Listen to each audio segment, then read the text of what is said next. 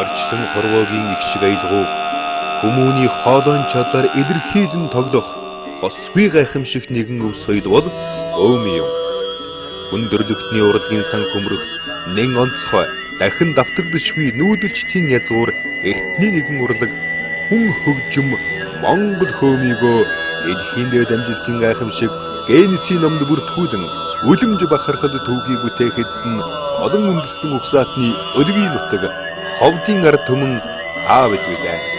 Монгол хөөмийг дэлхийн дээд амжилтанд бүртгүүлэх түүхэн бахархлын өдөр 2009 оны 10 дугаар сарын 30-нд Ховд хот Санаашин зохион байгуулагч Ховд аймгийн иргэдийн төлөөлөгчдийн хурал засаг дарга түүний тамгын газар дэлхийн хөөмийн холбоо Ховд нутгаа дэлхийд даяар дуурсгах түүхэн их үйлсэд хамтдаа оролцъё.